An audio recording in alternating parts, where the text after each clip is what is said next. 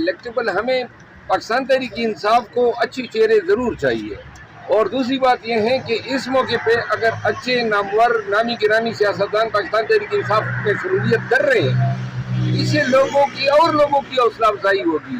تو کے پی میں کنونشن ہوں گے، پشاور میں جلسہ ہوگا اور بہت بڑا جلسہ ہوگا۔ آج خان صاحب سے ملاقات بھی جو ہے اس میں یہ ڈسکشن ہونی ہے۔ انشاءاللہ ہم کے پی سے شروع کر رہے ہیں اور پنجاب میں آ رہے ہیں، تو کے پی میں کنونشن ہوں گے، پشاور میں جلسہ ہوگا اور بہت بڑا جلسہ ہوگا۔ آج خان صاحب سے ملاقات بھی جو ہے اس میں یہ ڈسکشن ہونی ہے۔ ہم ابھی جو کنونشن کریں گے وہ 1500 لوگوں کے نہیں ہوں گے۔ 1500 لوگوں کے کنونشن ہوتے ہیں، 300-400 سپاہی آ جاتے ہیں، کنونشن جو ہے وہ خراب کر دیتے ہیں۔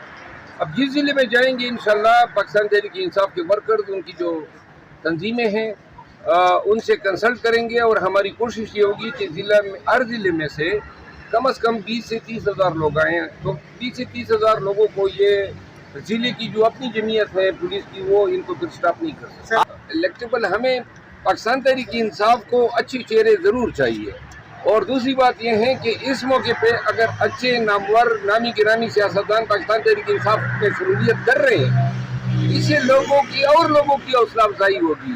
ہم چاہتے ہیں کہ ہماری صفوں میں جو لوگ ڈر کے مارے نہیں آ رہے ہیں، ان کا یہ ڈر ختم ہو، اور پاکستان تحریک انصاف نے الیکشن میں جانا ہے، تو جو بھی نئے لوگ رجوع کر رہے ہیں، باقی حتمی فیصلہ ہمیشہ خان صاحب کا ہوتا ہے، لیکن یہ شمولیت کے معاملات میں بھی خان صاحب سے میں نے گزارش کرنی ہے کہ اتنے سارے لوگ آ رہے ہیں، لوگ کمٹمنٹس مانگ رہے ہیں، کچھ لوگ یقین دہانیاں مانگ رہے ہیں، تو جو خان صاحب آکام دیں گے شاید کوئی کمیٹی بنا لیں ہم۔ سر پرویز خٹک صاحب جو ہے وہ انہوں نے کے پی میں اپنے جلسے کا آغاز کیا، اور وہاں پر وہ جلسے کر رہی ہے، الیکشن کمپین بھی کر رہی ہے، تو پرویز خٹک جیسے لوگ جو ہے ان کی پی ٹی آئی میں واپسی کا کوئی وہ ہو سکتا ہے؟